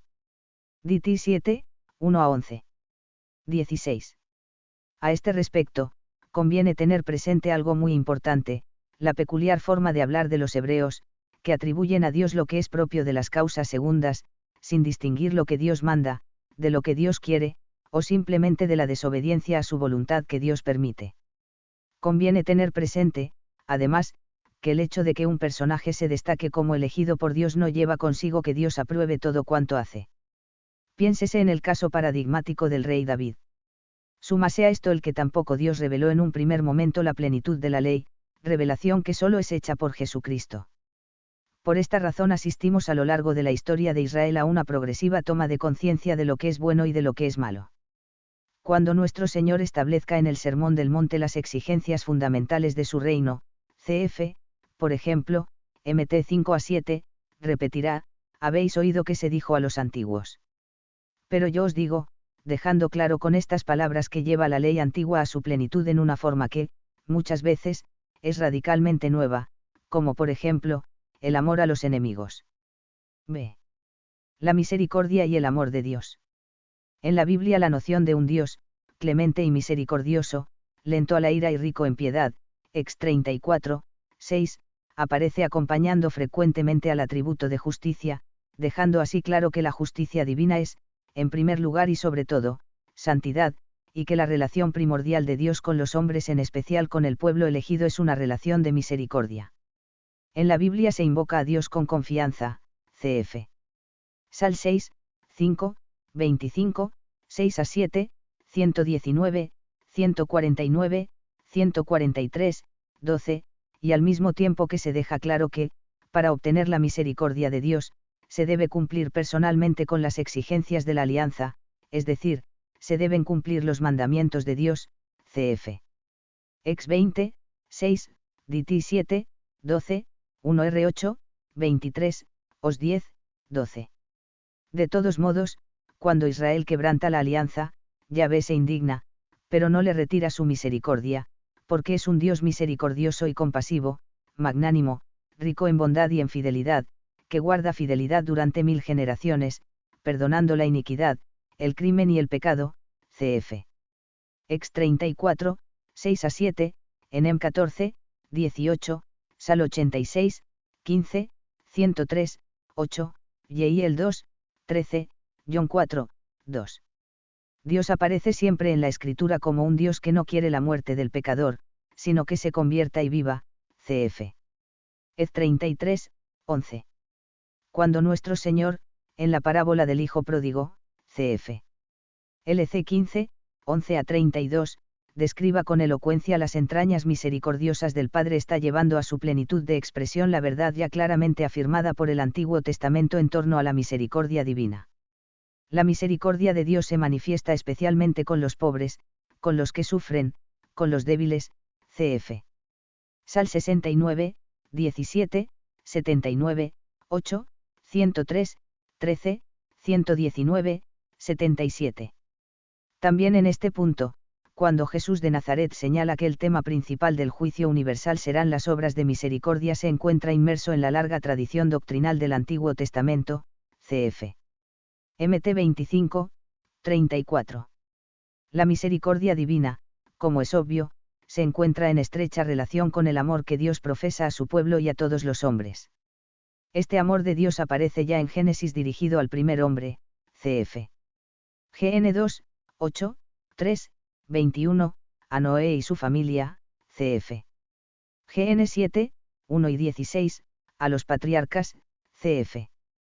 GN 12, 2-3, 15, 1-18. En el Antiguo Testamento, en el contexto de la alianza, el amor de Dios es descrito especialmente como el amor del esposo a la esposa o como el amor del padre al hijo. A partir de los profetas, especialmente Oseas, Jeremías, Ezequiel e Isaías, la alianza de Yahvé con el pueblo es descrita con los rasgos de una alianza esponsal, los pecados del pueblo vienen descritos, en consecuencia, como una infidelidad a esa alianza, cf.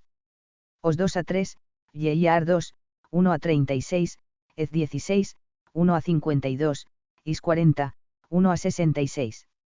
La misericordia divina se describe también con los rasgos de una relación paterno-filial. Dios es el Padre del pueblo, al que trata con cuidados paternales, cf. Ex 4, 22, Diti 14. 1, 32, 5. El amor de Dios brota de su paternidad, cf. Os 11, 1-9. De entre todos los pueblos, Israel es su primogénito, cf. Ex 4, 22, Yehiar 31, 9. Este amor viene descrito, a veces, con la ternura del amor maternal. ¿Puede la mujer olvidarse del fruto del vientre, no compadecerse del hijo de sus entrañas? Pues aunque ella se olvidare, yo nunca te olvidaría, Is 49, 15. En continuidad con estos pensamientos, nuestro Señor explicará a Nicodemo que, de tal forma amó Dios a este mundo que le entregó a su Hijo unigénito, Yehiel 3, 16. 7. Los rasgos del Dios de la Alianza en el Nuevo Testamento. La enseñanza del Nuevo Testamento sobre Dios hunde sus raíces en las enseñanzas del Antiguo. En efecto, cuando en el Nuevo Testamento se habla de Dios, en el Dios en que se está pensando es en Yahvé, es decir, en el Dios único, bendito por los siglos, que se manifestó a Moisés y que habló por medio de los profetas, cf. RM 1, 18 a 25, HB 1, 1 a 2, los atributos con que se le describe. Sobre todo su unicidad son los mismos que aparecen en las páginas del Antiguo Testamento. Sin embargo, no es casual que sea aquí, en la cuestión de Dios, donde se dieron las diferencias más fundamentales entre Jesús y los judíos de su tiempo. De hecho, él es condenado a muerte por blasfemo, por haberse hecho hijo de Dios, cf. Mt 26, 63 a 67. Y es que la explicitación del concepto de Dios que tiene lugar en el Nuevo Testamento, a pesar de asumir los rasgos esenciales de la enseñanza del Antiguo, implica una novedad radical, que va más allá de un desarrollo o evolución del concepto veterotestamentario: Jesús es el Hijo de Dios. Esta situación radicalmente nueva que tiene lugar con la revelación de la filiación divina de Jesús, a primera vista podría parecer opuesta a la unicidad de Dios, tan firmemente profesada por el pueblo de Israel. Sin embargo, esa unicidad no implica que el Dios único haya de ser una sola persona. El Dios del que habla Jesús es el Dios de Abraham, de Isaac y de Jacob, cf., por ejemplo, MC 12, 26 a 27, corroborando así la sintonía entre los dos testamentos. Los rasgos, los atributos con que lo describe son también sustancialmente los mismos, aunque en Jesús encuentran una nueva dimensión y una perspectiva singular. Jesús responde a la pregunta del fariseo sobre cuál es el primer mandamiento, remitiendo precisamente a Deuteronomio 6, 4 a 5, el primero es: escucha Israel, el Señor Dios nuestro es el único Señor, MC 12, 29, cf. Mt 12, 37, es decir, remitiendo al texto fundamental de la confesión veterotestamentaria de la unicidad de Dios. La continuidad entre los dos testamentos emerge con especial claridad aquí, en la reafirmación del monoteísmo veterotestamentario que tiene lugar en el Nuevo. El mensaje de Jesús, y conviene insistir en esto, no puede entenderse como una atenuación del monoteísmo veterotestamentario, o como un monoteísmo debilitado, sino como una profundización en la vida íntima del Dios único y bendito. Jesús de Nazaret no solo confirmó el monoteísmo del Antiguo Testamento, sino que profundizó en él, revelando su íntima riqueza personal. Para los cristianos solamente existe un Dios verdadero. Así lo resume uno de los textos cronológicamente más antiguos del Nuevo Testamento. Ahora bien, en cuanto a comer de los animales sacrificados a los ídolos, sabemos que el ídolo no es nada en el mundo, y que no hay más que un único Dios. 1 Co 8, 4. Decíamos hace un momento que los rasgos con que Jesús de Nazaret describe a Dios son sustancialmente los mismos que los del Antiguo Testamento, pero que en su predicación encuentran una nueva dimensión y una nueva perspectiva. Al igual que en el Antiguo Testamento, en el Nuevo, Dios es presentado como bueno, sabio, justo, poderoso, lleno de piedad y de misericordia, pero en una forma insospechada para los hombres del Antiguo Testamento. Esos rasgos de Dios encuentran una expresión nueva al revelarse en el rostro de Jesucristo. Ya hemos señalado algo de esto en el epígrafe anterior, al apuntar al final de la descripción de cada atributo cómo esa descripción encuentra su continuación y su plenitud de revelación en el Nuevo Testamento. En efecto, cuando Jesús habla de Dios tiene como trasfondo de su pensamiento toda la doctrina veterotestamentaria sobre la creación y sobre el supremo señorío de Dios. Él respondió: ¿no habéis leído que al principio el Creador los hizo varón y mujer? Y dijo: por esto dejará el hombre al padre y a la madre y se unirá a la mujer, y serán los dos una sola carne. De manera que ya no son dos, sino una sola carne. Por tanto, lo que Dios unió que no lo separe el hombre. Mt 19, 4 a 6, cf. MC 13, 19. Dios es Señor de cielos y tierra, cf. Mt 11, 25. Como en el Antiguo Testamento, también en el Nuevo se enseña la trascendencia del Creador sobre el mundo, el Dios que hizo el mundo y todo lo que hay en él, que es Señor del cielo y de la tierra, no habita en templos fabricados por hombres, ni es servido por manos humanas como si necesitara de algo el que da la vida a todos, el aliento a todas las cosas. HCH 17, 24 a 25.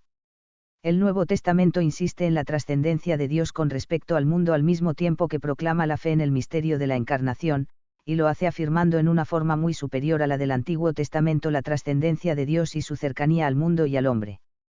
Dios no solo sigue cuidando del mundo hasta en sus más mínimos detalles, cf. Mt 6, 25 a 31, y en 5, 17, sino que en Cristo se ha acercado a los 55 hombres en una forma nueva, muy superior a la forma en que se había acercado a través de los profetas. Cristo es el Verbo de Dios, que existe desde el principio cabe Dios y que ahora ha plantado su tienda entre los hombres, cf. Y en 1:1-14. Por eso dirá San Pablo que en Jesucristo habita, corporalmente, la divinidad, cf. Col 2:9. Frente a sus contemporáneos, que entendían la trascendencia de Dios a este mundo en una forma que a veces dejaba en penumbra su cercanía al hombre, Jesús insiste en la cercanía de Dios a todos y a cada uno. El hombre debe penetrar en el interior de su corazón, pues allí, en el fondo de su corazón, está el Dios, que, ve en lo escondido, cf. Mt 6, 4-6. El reino de Dios está tan cercano, que Jesús dice que, está en medio de vosotros, LC 17, 21. En cierto sentido, la encarnación del Verbo es una culminación de esta cercanía de Dios. Las palabras de Jesús sobre Dios se encuentran en estrecha conexión con el Antiguo Testamento no solo porque se está refiriendo al mismo sujeto y lo describe con los mismos atributos, sino también porque utiliza su mismo lenguaje. Jesús también habla de Dios empleando los antropomorfismos y los antropopatismos que utiliza el Antiguo, dejando claro con ello que el ser de Dios es inefablemente personal. Dios es alguien, que encuentra un punto de referencia en la persona humana. Así se ve, por ejemplo, en las parábolas del Hijo Pródigo, cf. LC 15, 11-32, o en la de los viñadores homicidas, cf. MT 21, 33-41. 7.1. Dios es único.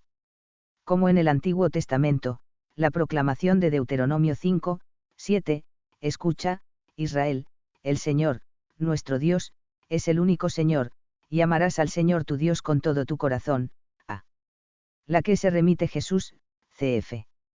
MC 12, 29-30, constituye la columna vertebral de la enseñanza neotestamentaria sobre Dios.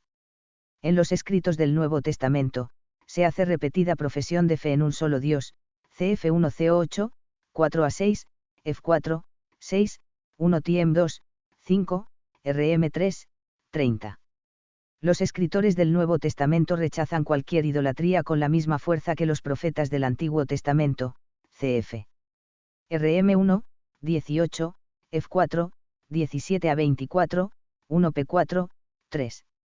La afirmación de la unicidad de Dios es tema en las doxologías y en los primeros himnos cristianos, cf1 Tiem 1, 17, 6, 15-16, RM 16, 27, AP7, 10-12.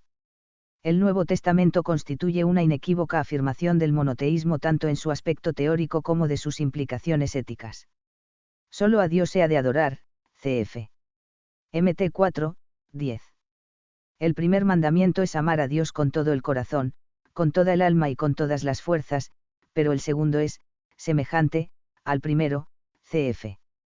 MC 12, 28-34, pues el amor al prójimo brota del amor al Dios único. 7.2. Dios es Señor de cielos y tierra, cf. MT 11, 25. El Nuevo Testamento al igual que el Antiguo no considera la omnipotencia de Dios en abstracto, sino sobre todo en relación con el cumplimiento de sus promesas y con su intervención en la historia. Todo es posible para Dios, cf. MC 14, 36. Él es omnipotente, cf. AP 4, 8, 11, 17, 15, 3. Y sin embargo, el Dios de Jesús, incluso cuando nuestro Señor se limita a mencionarlo con los atributos con que lo representa el Antiguo Testamento, está descrito con una forma inconfundible. Se trata de un Dios que quiere ser el Dios de los excluidos y de los despreciados. Su imagen es una prolongación de lo que han dicho los profetas al presentarle tomando partido por el pobre, el huérfano y la viuda, pero va mucho más allá. Baste recordar la cercanía de Dios a los pecadores, no se trata solo de que los perdona, si se arrepienten, sino que va en busca de la oveja perdida y la pone sobre sus hombros, de que ha dado a su Hijo unigénito para que el mundo no perezca sino que tenga vida eterna, cf. Y en 3, 16. 8. La novedad de la enseñanza de Jesús sobre Dios. La novedad principal del mensaje de Jesús sobre Dios estriba en la forma en que le llama, Padre, y, en consecuencia, en la revelación de la paternidad de Dios. Dios es el Padre de nuestro Señor Jesucristo, cf 2 Co 1, 3, en una forma especial y única. Jesús, que habla del Dios de la alianza, del Creador del mundo que se ha revelado a los patriarcas, a Moisés y a los profetas, cuando se dirige a él, le llama Padre en una forma que nadie ha hecho jamás. Dios es el Abba de Jesús, cf. MC 14, 36, MT 26, 53, LC 22, 42, 23. 34, 23, 46. Al utilizar el término Abba, Jesús está llamando Padre a Dios en la forma en que los niños israelitas llaman a sus padres. La fe cristiana, ya en los primeros discípulos, ha interpretado la palabra Abba de Jesús como expresión de una íntima relación de Jesús con Dios y como una excepcional conciencia de filiación. La expresión Abba en labios de Jesús tiene una gran importancia. Teoló 57. Jica y marca definitivamente la comprensión cristiana de Dios. En ella se expresa antes que nada una confianza y obediencia total al Padre. Es muy significativo que sea esta la forma en que Jesús se dirige al Padre en la plegaria de Getsemaní, cf. MC 14, 36. La primitiva comunidad cristiana hizo suya esta expresión, como se atestigua en pasajes como Romanos 8, 15 y Gálatas 4, 6. Es el mismo Espíritu de Cristo, que mora en los creyentes, el que les hace clamar, Abba, Padre. Esta forma familiar de dirigirse a Dios implica una nueva comprensión de la divinidad. Esta expresión ilumina los numerosos pasajes en que Jesús habla de la paternidad y de la misericordia de Dios. La expresión Abba en cuanto testimonio de la íntima relación de Jesús con el Padre tiene también una clara incidencia en la cristología. Es claro que Jesús llama a Dios su Padre en una forma exclusiva e intransferible, no aplicable a ningún otro. Todo me lo ha confiado mi Padre, nadie conoce al Hijo sino el Padre y nadie conoce al Padre, sino el Hijo y aquel a quien el Hijo quiera revelárselo. LC 10, 22. Se trata de una forma de hablar que justifica el hecho de que, al mismo tiempo que se afirma que todos los hombres son verdaderamente hijos de Dios, cf. MT 5, 48, 6, 4-8, 23, 9, se diga de Cristo que Él es el unigénito del Padre, cf. Y en 1, 14-18, 3, 16, 1 y en 4, 9. En efecto, esta relación filial de Jesús con su Padre se encuentra a un nivel distinto y superior del que tienen los demás hombres con Dios, los cuales también pueden invocar a Dios con el dulcísimo nombre de Padre. Es muy significativo el hecho de que Jesús nunca utiliza la expresión, nuestro Padre, poniendo su filiación al Padre al mismo nivel que la nuestra, sino que siempre distingue entre mi Padre y vuestro Padre, cf. MT 5, 45, MT 6, 1, MT 7, 11, MT 6, 7, y entre mi Dios y vuestro Dios, subo a mi Padre y vuestro Padre, a mi Dios y vuestro Dios, y en 20, 17. Esta relación filial de Jesús al Padre aparece especialmente destacada en el Evangelio de San Juan. Para el evangelista, la filiación de Jesús al Padre es tan íntima y esencial, que en esa filiación se fundamenta la afirmación de su preexistencia. Cabe Dios antes de la creación del mundo, cf. Y en 1, 18, 6, 46, 8, 58, 17, 24. Se ha hecho notar que San Juan emplea en su Evangelio 115 veces el nombre de Padre para designar a Dios, y que lo usa en exclusiva para designar el origen de la actividad mesiánica de Jesús. El Padre es el que envía, el Hijo es el enviado, cf., por ejemplo, y en 20, 21. Las expresiones utilizadas por San Juan son sobradamente elocuentes. He aquí algunos ejemplos: nada puede hacer el Hijo por sí mismo, como no lo vea hacer al Padre, porque el Padre ama al Hijo y le muestra todo lo que hace, y le mostrará obras mayores que estas, de suerte que vosotros quedaréis maravillados. Pues lo mismo que el Padre resucita a los muertos devolviéndoles la vida, así también el Hijo da vida a los que quiere. Y en 5, 19-22, como el Padre tiene vida en sí, también ha otorgado al Hijo tener vida en sí mismo. Y en 5, 26, cf. también y en 6, 57, 6, 65, 8, 29, 8, 55, 10, 15, 17, 21. Esta unidad entre Padre e Hijo es tan fuerte que se describe como ser los dos, una sola cosa, el Padre y yo somos una sola cosa, el Padre está en mí y yo en el Padre, y en 10, 30-38. También en San Juan, Cristo no se limita a llamar Padre a Dios, sino que afirma ser una cosa con el Padre, es decir, que su ser de Hijo de Dios es el mismo ser de Dios. En dependencia de esta forma nueva con que Jesús llama Padre suyo a Dios, se encuentra la fuerza y el realismo con que Jesús proclama que Dios es Padre de todos los hombres.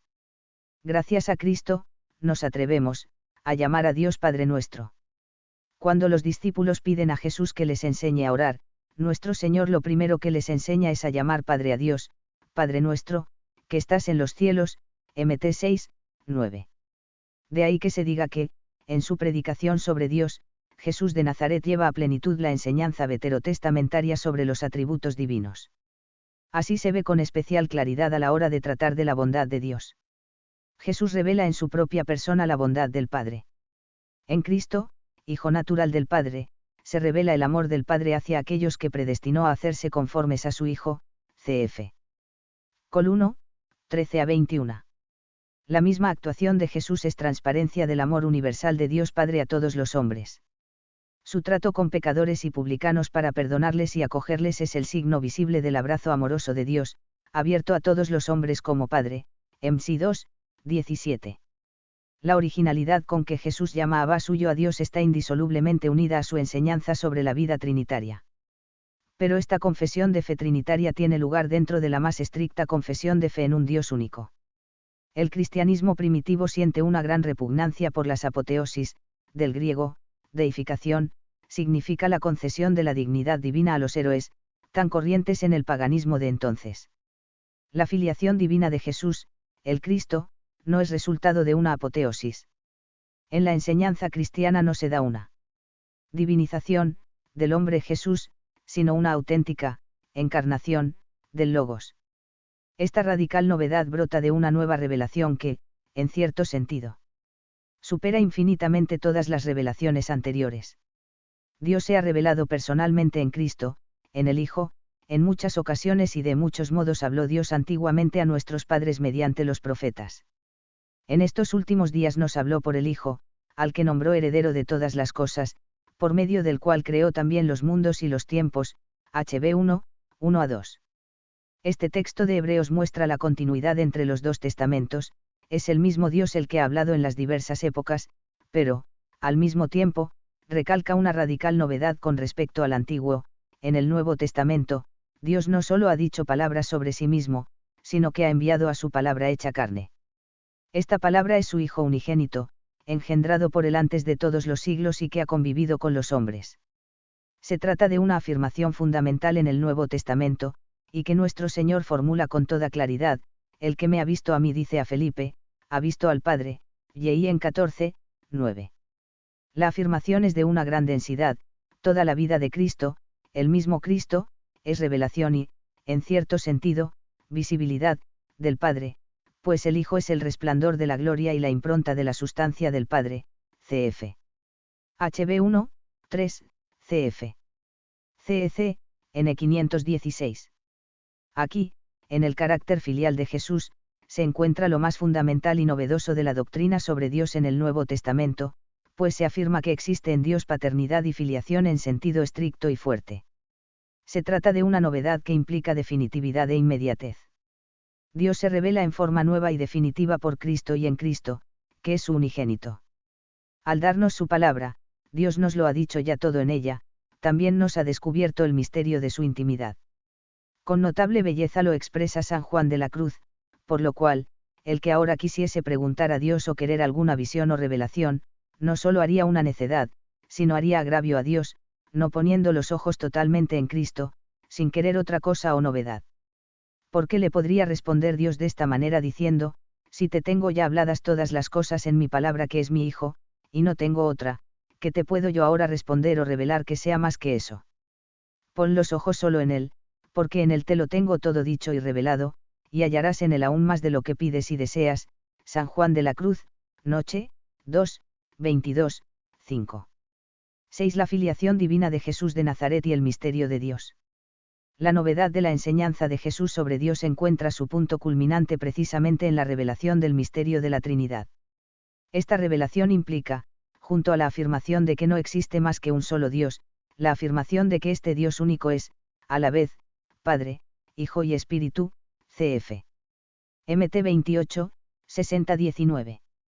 Insistamos una vez más en este rasgo inconfundible del Nuevo Testamento: la paternidad de Dios se nos ha revelado de una forma nueva e insospechada en Cristo, especialmente, en el misterio de su muerte y de su resurrección.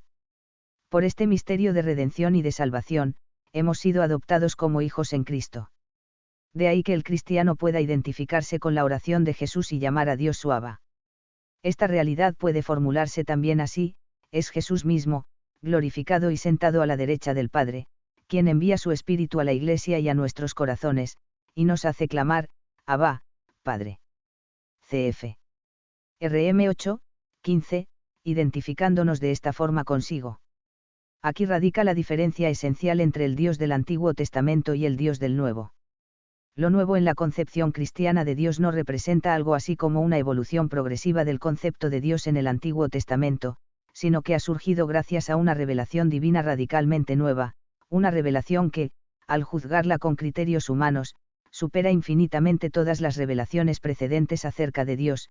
En Jesús de Nazaret, Dios habla y actúa en este mundo de un modo tan directo que desde el comienzo se llama Hijo de Dios. La filiación divina de Jesús de Nazaret es la clave para comprender la razón de fondo en que se apoya la enseñanza del Nuevo Testamento en torno al misterio de la Santísima Trinidad.